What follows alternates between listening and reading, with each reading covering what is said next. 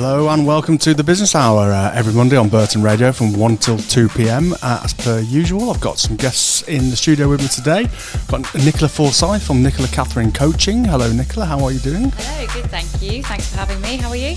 All right, thank you. No problem at all. Absolute pleasure. And we've got Chrissy from Nobel Fitness. Hi. And I think everybody will know Chrissy from Nobel Fitness because she's also a presenter here on Burton Radio. Well, they should. If they don't, then what are you playing at, guys? Come on. What are you playing at? Listen to the show. Sunday at 12, come on. Fantastic. So, I know you've been on the radio before.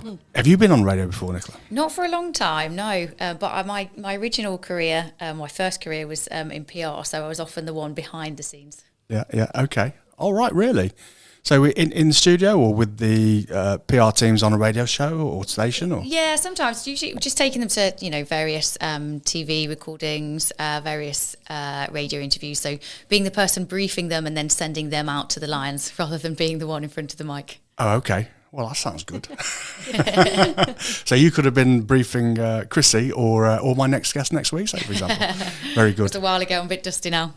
Well, actually, next week, I think I'm having the week off, so there might not be a live business hour next week. But as you know now, we are going to start to put some of our shows, the live shows, actually, cutting out the music for YouTube. So let's give the camera a quick wave. Hello, YouTube. Hello, listeners and watchers of the business hour. And of course, as we all know by now, hopefully, if you listen to the show, that we explored the story for each of our guests and how they got to where they are now and the business that they now own or they work for. So I'm going to start with Nicola. Nicola, who are you and where are you from and where did you go to school? Good question. I ask myself that every morning. So I'm now a coach. So I partner with businesses to help improve business performance through growing their people. So partnering with them to help them achieve, I guess, their business goals through helping their people ultimately achieve their personal and professional goals. It's just a long way from where I came. So I went to school in Burntwood. Burntwood? Yeah. Which one? I live in Burntwood now. Oh, okay. I went to Chase Terrace. Oh, really? Okay. Chase Terrace. So as a secondary school, what about the primary school? Were you around? Oh, God, I'm trying to rack my brains now. Boney Hay. Boney Hay. Yeah, no, I know Boney Hay. There's a Boney Hay working men's club as well, I think, isn't there? Do you know what? Yeah, I don't know if that's still open. I know they used to. Yeah, sorry, I only know like the drinking establishment. Yeah, that's the only way to it's navigate. It's not a theme, honestly. Talked about my heavy weekend earlier. So you went to Boney Hay Primary School, and I mean, even at primary school level, were there subjects you were interested in? Do you remember? Yeah, so I think back at school I was really similar to now, actually, quite outdoorsy, massive animal lover. So thought about being a vet. And somehow ended up working at a bank, so it took a bit of a diversion. We'll get to the bank in a minute. So I mean, outdoorsy as a youngster, and then when you got to Chase Terrace, what was it then? What kind of things did you enjoy there?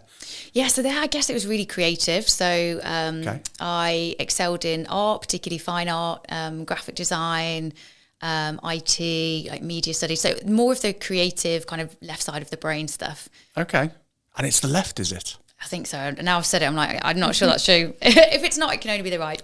Do you remember what the old thing was with being left-handed or right-handed? Then you're quite possible. And you do that trick with your vision and see which is your dominant eye.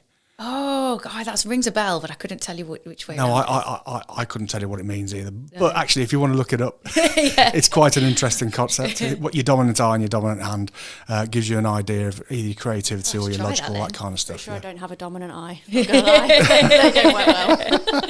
Well, you do, and it's about focusing on your finger, closing one eye, and it's where it moves. I think I can't remember. Oh, I know they're different colours. I do see different colours in different eyes. But, okay. Oh, you do? Completely different. Yeah. One's like tinged blue, the other one's like tinged sort of a warmer colour. Crikey. Okay.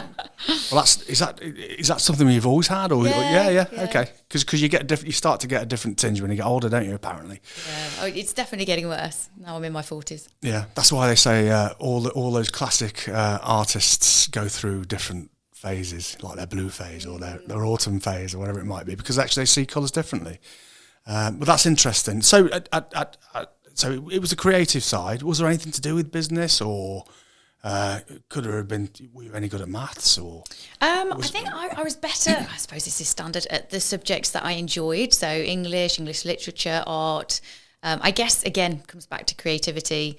I think I was quite good at science as well, but I just sort of put my energy into the things that I enjoyed.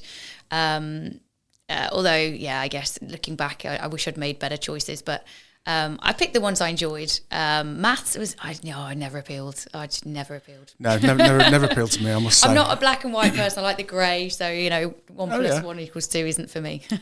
Okay, well, you can argue at university level that 1 plus 1 doesn't equal 2. Exactly. But, yeah, goodness knows. I think my father went to university, did maths, and there were a few lectures he just said, hang on a minute. I think he left. But no, it's all very interesting. And now let's come over to you, Chrissy. Where did you start out? And talk about school and whatever you're comfortable with, of course. But I hated school. Okay, fair play. No good. So I grew up in Leicester. Okay. My primary school was Greystokes, and then I went to Brooksby in Enderby. Brooksby? Yeah, Brooksby College. No. Yes. That used to be one of my handles when I used to play computer games and stuff, yeah. Brooksby. Yeah, so Brooksby... No, wait, that's my college that I went to. That was the animal school. Hold on, now I'm forgetting. It was Greystokes at primary school. Okay. What was my secondary school? Let's start with the primary school. Grammar. Lutterworth Grammar. So I know where Lutterworth is. So what kind of things interested you at primary school? What was PE. it? PE? Only one, yeah. I, to be fair, science... quite liked the science stuff. That was interesting. Okay. And again, like yourself, very animally. So before I was into fitness, my whole career was always animals. Okay. Yeah. In what way? Were you trained to be a veterinarian or? No, because that's too indoory as well. Oh, okay. So, yeah, don't like inside. So well, it depends whether you're kind of large animal or small animal, isn't it? Yeah, like equine or bovine, or as opposed to small animals and pets. I worked a lot on like rescue. So I worked for the RSPCA. Brilliant. Rescue centres. I did go to South Africa for a little while and worked on safari. Okay. Wow. So those, yeah. How long did you do that for? So I was there for about 6 months. So it's just like a placement. It was amazing though. Was that during school or? So it was just after college. Just after college, okay. So you'd got through secondary school and then you went to college after that point. So, and what did you do at college? So I did animal care. That was animal care at that college. Okay. Yeah. Okay. Yeah, because through school, I didn't really get on with any other subjects. So just so like you say, just PE. Mm-hmm. And I think by the time I'd got to secondary school, PE was the main thing for me at all times because I used to play rugby, of course. I would bore everybody with this one. But so which sports in particular, anything at all? Was it just fitness? Anything at all. I would get stuck into anything. I was a long distance runner as well, so I used to compete long distance running, which is quite funny because now I don't really particularly like running anymore. And I feel like maybe it was because I did it so much. We can get into that a little bit later because we've all done a bit of running around the table, I think. So, running away. Exactly. Well, I haven't done it for a while, which you can probably tell. But great. So you've got a song. I'm choosing you for the first song. Okay. Okay, and it's a song by Shabuzi. What's this one? Shabuzi. Oh, I love this. It's just quite cool and fun. And I don't really know. It's just a random one. I always feel like put on the spot. Do you do fitness stuff to it? Not particularly. So the only fitness classes that I do now really are like spin. So they're a little bit more upbeat, higher intensity. Yeah. Okay. Well, I haven't heard this one, so we'll see. Okay, cool. Let's see if you like it. So this one's called Good News by Shabuzi. That was Good News by Shabuzi. Nice one. Thank you, Chris. That was a very nice one. A little bit country there, I think, maybe. Yeah, I love a bit of country. Mate. You do love a bit of country. Country's really coming back into fashion, isn't it? Right, we were just saying the Business Hour is also partnered by the Burton District Chamber of Commerce and Burton Radio. This is why we do the show. So it's good sometimes to be able to, like I say, tag us in, and you'll find the Burton District Chamber of Commerce showcase page on LinkedIn. You can follow that too for other bits and bobs are going on in the town and just beyond, and actually find out what's going on through the Greater Birmingham Chamber of Commerce too. You're a member, aren't you, Nicola? Yes, quite a recent one actually. I think it was last autumn, November-ish that I joined. But So far, so good. No, fantastic. That's all good. No worries if you're not a member, by the way. This is here for everybody. The business hour, and for all businesses across Burton and districts and beyond. Actually, it's nice to be able to get an insight of businesses everywhere. So, where did I start last time, Nicola? No, so I'm going to come back to Chrissy now and talk about your further education and any other. Any kind of part-time jobs or anything you did along the way? Did you ever work in a bar, or or like everybody else did, or not everybody else did? So my first ever job is super random. So my first ever job was in a florist. Okay. So I was a florist for a few years as like Saturday girl, and then I used to do weddings, funerals, all that sort of stuff. Really enjoyed it. It was great. I did work in a bar once. And this, I don't mean once as in one time I worked in a bar, I meant one night. Okay. So, because I was terrible. Oh, okay. Awful. Why? What was? I just didn't really know which alcohol was which, and I couldn't read the labels because, I'm a little bit blind. And so what I ultimately was doing was pouring whatever drinks I was pouring and then putting it through the till as a shot. Okay. The entire night. I once ran a pub. So yeah, and then this was quite a busy bar in Leicester, so it was a nightclub as well. So it wasn't. Yeah, so proper under pressure there. Yeah, they didn't ask me to come out. I was a hostess for them. Okay. So I did the hostessing, and then they were short staffed on the bar. I told them not to do it. So I warned them already. But yeah, so that was fun. Well, you don't have the experience, absolutely. Yeah, no, well done. You managed their expectations anyway. Awful. What about any other jobs or? So I've been quite easy with jobs, to be fair. So I worked for Leicester Animal Aid Rescue Centre. Okay. And the RSPCA Rescue Centre as well. Okay. And then after that, I went into fitness. Okay. So I've worked in a few different gyms as a PT, a few in Swaddling Coat. In fact, all of them are in Swaddling Coat. And then now I am self-employed and do online coaching. Of course. Well, we'll get to that in a minute, and we'll have a little talk about what it's like being a PT as well before we get to that. Yeah. Nicola, what about? I mean, you talked about kind of what you did at school. Let's talk about college. Let's talk about or uni maybe. I'm not sure. Let us know where you went and any other jobs along the way. So start with the education part first. Okay. So I after A levels, I was adamant I didn't want to go to uni because much like Chrissy, I hated school. But I also hadn't got anything else planned. So I applied to uni within like a week to go after pressure from school. A week to go for clearing? A week to go for general applications. Oh, okay. That was my backup plan. And I instantly deferred. So I thought I'll give myself a year because I really wanted to be a journalist. And I thought if I can just get some good work experience and maybe convert that into a job. And that didn't happen. So I ended up going to Loughborough University to do communications and media with lots of social sciences as well. Okay. And actually, on reflection, I'm really glad I did. I think that was, it was great for lots of reasons. So I think it worked out well in the end.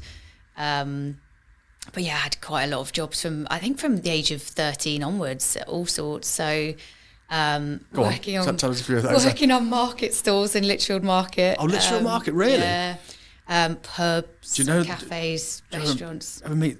There's a family called the Turners. They used to have a veg stall, I think. Yeah, I think if it's this. Yes, yeah. I didn't Steve. know their name. It's terrible. Yes, Steve. Yes, I didn't know their surname.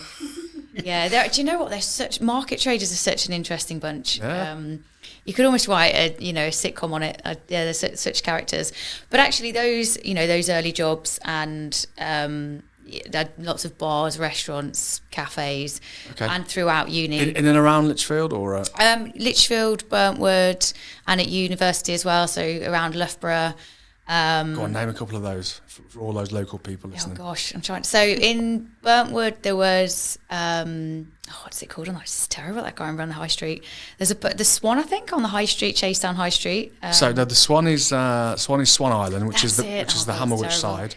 That's the original Burntwood Green. What's the one on the high street in the middle on the right? So on Chasetown High Street, there's one. If you go up the road, there's one called. Is it the Crown on the right? There's one on the corner, which was. Yeah, the Uxbridge, not that one. It was maybe it's not there anymore. There's another corner. I can't remember. The Junction, that's right. No, I did know the owners there. I was good friends with their son. Oh my God, I can't Now there's the Uxbridge, and there's also the Miners Arms, which is a Jules pub. I did do a bit of time like there. Cooper's here. Yeah, I didn't love that one. Okay. Or at the time owners. But there was one, I don't think it's there anymore, you know. It was, because we're going back to when I was 18, so like 22 years ago. And it was halfway up Chasetown High Street. But I did quite enjoy that one. We did have a few little lock-ins, though. And then I'd have to leave late, get up early, get on that market stall, then finish, get back in the pub. So there were points where I was working 4 jobs at once, sort of every day of the week. Okay. And yeah, supermarkets as well. And do you know what? I think those jobs have been invaluable, not only in sort of helping basic money management and being able to afford, you know, your drinks at the weekend, but also just in, you know, in talking to such a variety of people and, you know, such characters. And yeah, I enjoyed that part of it. It was, yeah. You got to get something out of it, haven't you? No, I absolutely. I did used to run a shop in Loughborough. Oh, which one? Okay, Vintage and Retro. Oh, very good. What was that? Don't ask me like what street it was on or anything. But I think that rings a bell, actually. When was this? So I've been doing my gym stuff now for like 12 years. So about 12 years ago. So vintage and retro, like clothes and clothes, memorabilia, all that stuff. Oh, okay. So fantastic. I left in 2007. So would it have been? Was it after then? Cannot remember the years, but yeah, it was only small. It was down. So did you work in that in that shop, or did you manage it, or? I managed it, yeah. Okay. So actually, there's some elements there, of course, where you are you're starting to learn about business and you know making a bit of money here and there, and actually it becomes less frightening at that point, doesn't it? Did either of you find that starting your own business was daunting, or you know, making that decision to or to step out, was that difficult? I'm not really very good with like authority. Okay. So I think I wanted to run my own business because then I was my own boss. All right. And didn't need to, you know, have anybody telling me what to do. You've certainly got some leadership qualities in terms of being able to, you know, push people, to coach people, to do that fitness. So there's certainly got to be some leadership qualities in there. Well, I'd hope so. Yeah. and I'm sure. So I think it was scary taking that leap from obviously being still employed by the gym and getting that wage. Yes. To stepping into being self-employed. An actual PT. On my own. And that was 6 months before COVID. But you'd still got that background of being able to run a business yourself. If not for somebody else, was it? Or did you own the shop, or? No, I didn't own the shop. I just ran it. But you ran it for someone else. Yeah. No, fantastic. So there's definitely got to be some stuff coming through there. Right, we're going to go for another song. This time it's Nicola's song. And this one is one by Kirsten McCall. Why this one?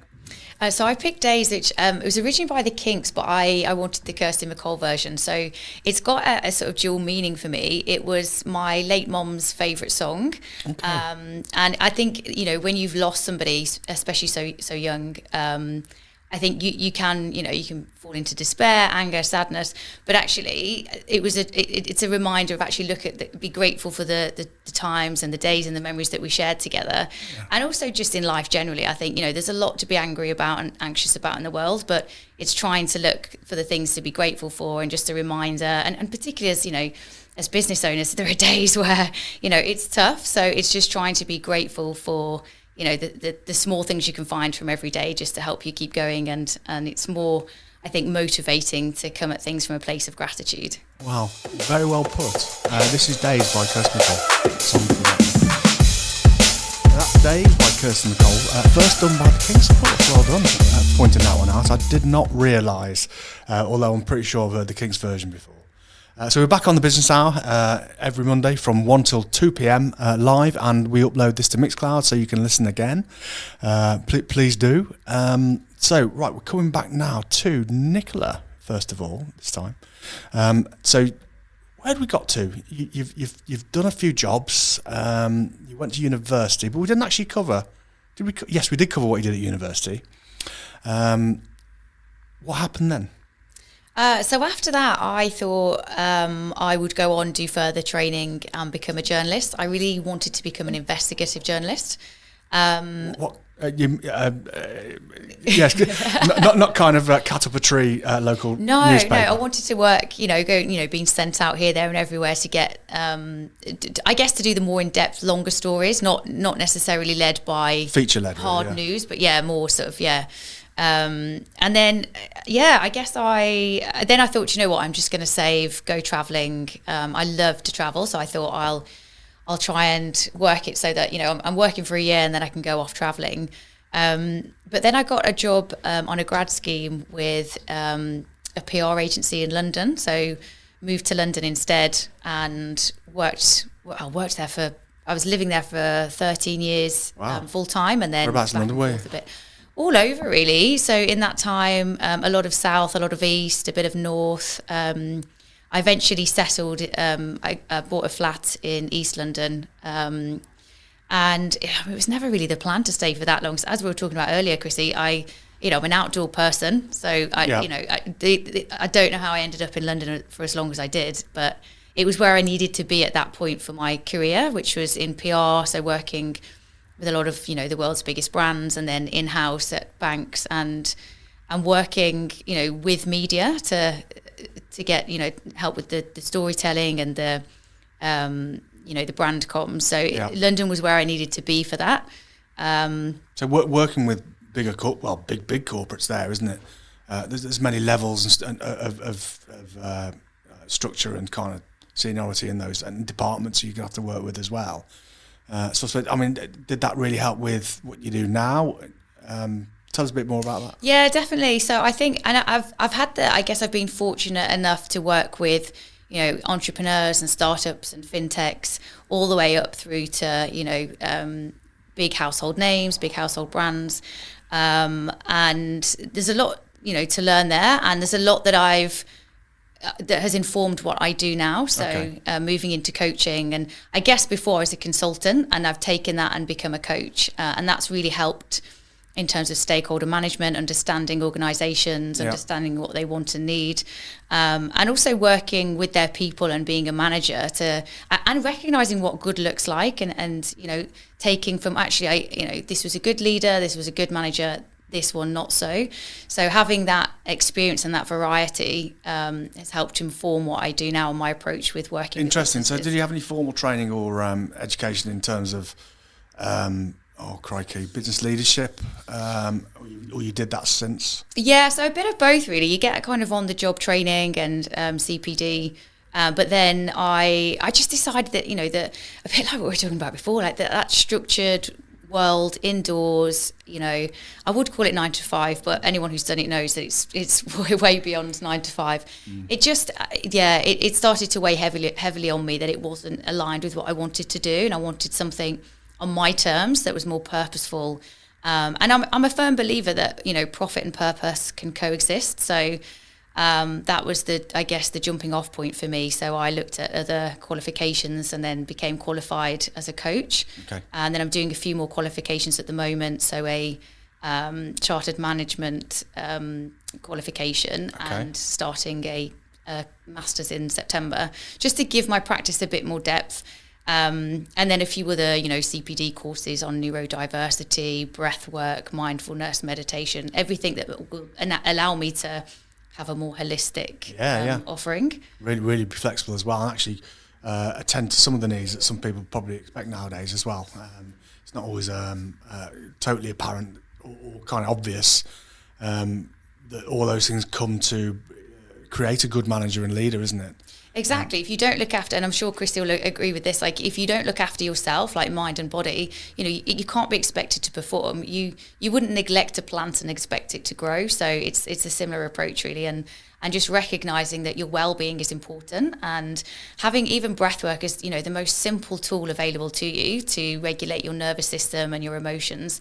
If you can do that, you can think more clearly, you can make better decisions. So it's all round. It's good for your health, and it's good for business. It's good, in your private life. It's just, I just think it's really powerful to connect the two. Yeah, I'm currently doing level 7, and part of some of those theories do talk in detail about, if you can't look after yourself, how can you expect other people who work for you to look after themselves too? So leading by that example it's a great thing.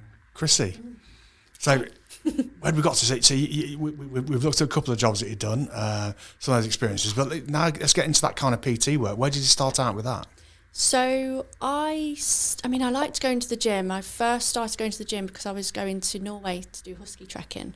Wow. Which I know is very random again. Let's talk about that. What were you doing? What was that then? So it was a charity thing for the RSPCA. Okay. And basically we were just husky trekking from Norway to Sweden. Wow. Like camping along the way, but you don't realise how difficult that is physically as well, with obviously the dogs are pulling I can imagine, I must say, yeah. Yeah, so we actually had free membership at the Hilton in Leicester as the RSPCA group to train for it, yes. Which was lovely. And that's when I got into gym fitness. Like I say, I was always quite active, fit with the jobs that I did. But had you never thought about it as a... I never really as a thought trade or as a... No, never thought about it as a career at all until I started training in the gym and realised that I enjoyed it. And then I just said, I want to do this, and did it. Okay. so after the trekking, what did you do? Did you go to a local gym? Did you get a job in the one you worked out at, or how did it all happen? So I actually then moved to Swadlincote from Leicester, and it was called a Visa at the time. It's not there now. It's Anytime Fitness now. Okay. So that was where I first started whilst I was still doing my PT training. Okay. But then when I finished my PT training, they wouldn't allow me to do one-to-one clients. So I left, joined Shreds, where I started working there, where I could work and do my own clients. Okay. Oh, okay. I see. So the business then basically formed at that point. So you're not just working for somebody else. You can work. I hate the word side hustle, but it's a kind of a side thing. Was that? Yeah, it was like a side hustle, obviously, to start with. And I used to work full time in the gym, but I wasn't allowed to do my PT on my gym hours. Okay. So I'd be working 16-hour days to fit everything in, which was okay. So yeah, working in the gym, and then in the evening or early mornings. Is that right? Yeah. So I'd do clients early morning, then do my gym shift, then do clients in the evening. And so I kind of took to it really well. I don't know whether it's the fact that, causing people pain. Who knows? Masochistic. Fair enough. But yeah, and actually when you start to see results, I suppose, with some people, if they're committed enough, then that must be great. Yeah, and it was quite nice as well, because some of the clients that they weren't clients at the first gym, they do little small classes, and they actually moved with me to the new gym as well. So I thought, that's nice, little loyalty band going. Yeah. And I just really enjoyed it. And that is quite powerful. A fair testament to the work you were doing with them. Yeah. And what range of kind of clients did you have? Was it men and women? Or? Men and women, yeah. So still, I train anybody really. I'm always told you need to niche. You need to bring your niche down. I'm like, well, and then they say, who do you enjoy training? People that want to train. It's like, I can't really niche down, because as long as they're going to do the work, then I want to train them, Okay. But it's kind of evolved and adapted. So now I generally am more like fat loss clients. Okay. I do have a few which is like muscle building, because I've done a lot of bodybuilding in my times when I've competed in bodybuilding shows. So, I have that. I've got a few old bodybuilder friends. Yeah. in and around Birmingham, yeah. I never did it myself because I played rugby, but... you get that group of friends who who are into the fitness at the same time, and occasionally you might train together. And we've got one of my friends was Mr. UK 70 kilogram back in the day. Yeah. Simon Fan, his name is, and they're all friends with. And you'll have heard of Dorian Yates. They're all that kind of group. Yeah. Which is more kind of a. I can't really say grotesque, but got over the top, big and probably got there the wrong way as well. But Yeah, absolutely. No, that I wasn't quite in that class. No. But the whole, but that kind of that strength aspect. Once again, and for people, I imagine who may be clients, you've got young and old, and for the older clients, it's really important to maintain bone density, all that kind of good stuff, strength, flexibility. Yeah, resistance training, it's so important, especially as well. Obviously, men, they're kind of second nature to it. But for women, it's really important as well, because like you say, osteoporosis and things like that, protecting, longevity. Yeah. It's so important. But you still have that stigma of ladies saying, "Oh, I don't want to get bulky," and it's not. That isn't how it works. I mean, I've been training now for 15 years. I wouldn't class myself as bulky. I've got muscle, but it's and that's usually the thing, I suppose. I mean, I don't know what but you can fairly confidently say to most of your clients, "Don't worry, it's not going to happen that way." Unless you're really, really kind of committed. Like, I wish. Yeah, no, absolutely. Wish it was that easy. Well, let's go for another song before we get on to. Party and Blue Light, one of my old favourites. Great album. Have you heard that one before? I've heard Block Party before, but I can't tell you I've heard their album. Well, that one's from Silent Party, I think. Yeah. I think I've seen them a few times back in the day, including at Nottingham when I was at Loughborough, I think, on one of the NME tours. Wow. Tours and loads of energy. Various Love Block festivals. Very good, very good. So we get to the part of the show where we actually now get to your businesses. Who would like to go first? I'll give you the option this time. I'm easy. I'll let Chrissy.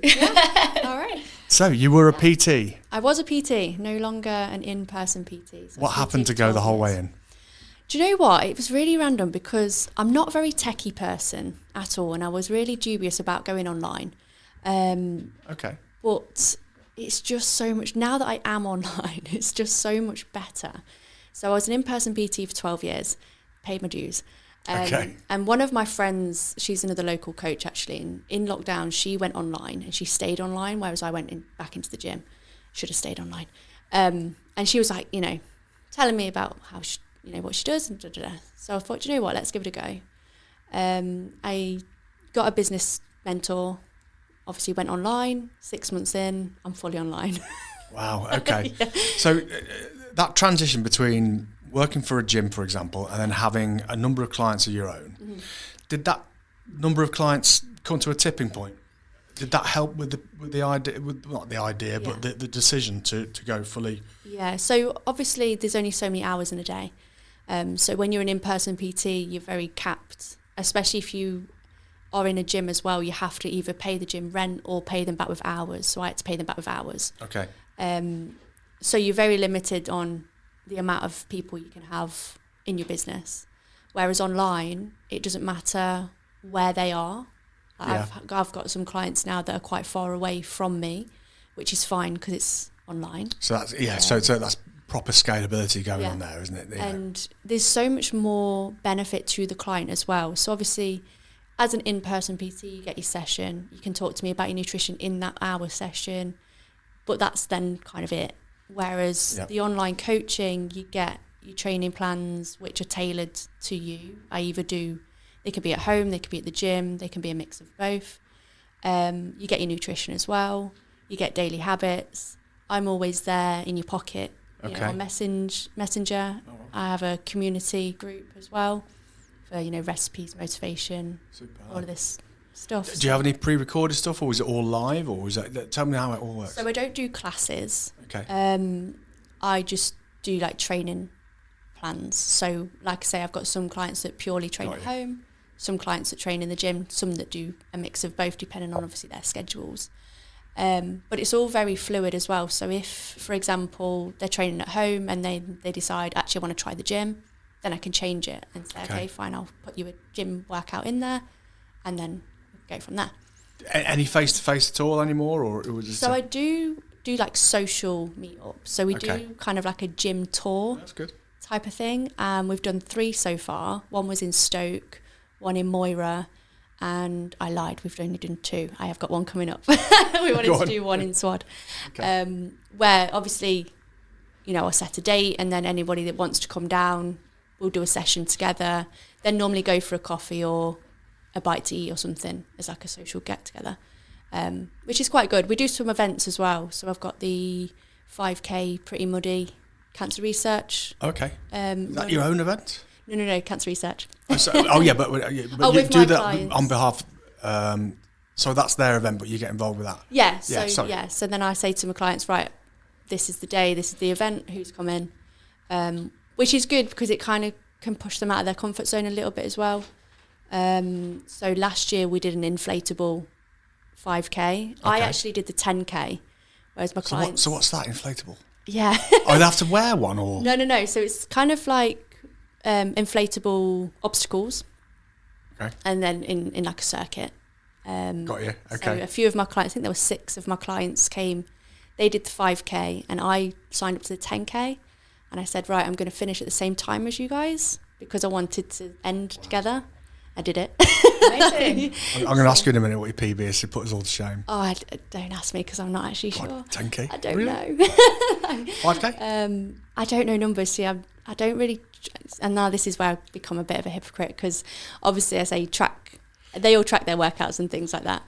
But when I like your modesty. Yeah, when it comes to those sort of events, I'm not really chasing a number. Yeah. It's more kind of fun to get them together, and like I say, a couple of people, they would never have done it. Okay. So pushing people out of their comfort zone a little bit as well. So that's brilliant. Good fun. So and potentially how many clients would you have at any one time? So I've got 30 clients at the moment. Okay. But like I say, it can be more. I like to. Brilliant. Yeah. I'm not sure how many would be enough. I mean, maybe 50, I would say.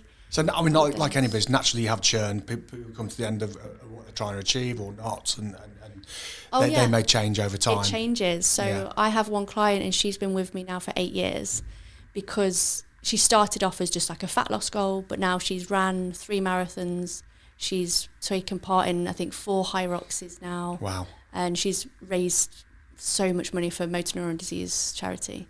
So it starts off with a goal, and then it can spiral. Yeah, no, that's great. It's a great story there as well to say, how people can achieve things. And that's the thing with your like health and fitness is there isn't an end goal because you do have to keep doing it as well. So I have a couple of clients that obviously aren't with me anymore because they've achieved their goal and they build the systems and they build the habits so they can continue. And they continue with that now as well. On their own and, continue to do well. And that's ultimately the goal as well. And how do you get those clients? Is it word of mouth? Is it you've got like online presence everywhere, and of course you've got the show on Burton Radio as well, the podcast. So originally in the gym was easy because I was in the gym. I'm there. A lot of word of mouth now that I've been in the industry for so long, which is good. Have a good reputation. Good. Yes. And now obviously moving into the online was difficult because it is a lot more. Obviously online presence, so I do my little videos on Instagram and things like that, which was a little bit like, oh god, don't want to record myself or if anyone's looking. Okay. And now it's kind of just do it when no one cares. But having to build that that trust with people that don't know me at all, which is quite good that I've been in it for so long. I've got a lot of proof. Yeah, it's that credibility, isn't it? Absolutely all day long. Have you missed anything out? I don't think so. Fantastic. Well, if you think of anything in a moment, let me know. Nicola, how do we get into the business in the end then? Tell us. I mean, it's a good question. I'm still figuring it out myself. So I think after deciding to move into coaching, I hadn't really got an idea of where I wanted to take that in some ways. And similar to Chrissy, everybody kept telling me, find your niche. And I'm so glad I resisted because I gave myself a couple of years to just play around with different formats, from online courses to workshops and working with organisations and individuals, and including a bit of the breath work as well as the mindset management and the coaching. And I'm as I say, I'm really pleased I did, because where I'm taking the business now, I don't think I wouldn't have even thought about doing that, and I wouldn't have had the opportunity to do that if I had have niched too soon. So I did a few workshops with Aston Villa and the FA and Indeed, and working with those organisations, I thought, well, I'm kind of missing a trick here by only initially thinking it would just be a one-to-one business with individuals.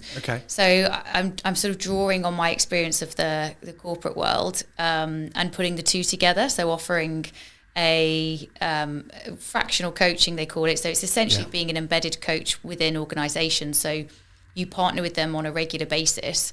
And I'm focusing on the preventative side. So lots of workplaces and colleagues are familiar with employee assistance programs, which is where you have access to counsellors and therapists. And that's kind of the cure end, the crisis point. And I'm not saying you cure, it's as simple as that, but in terms of the spectrum.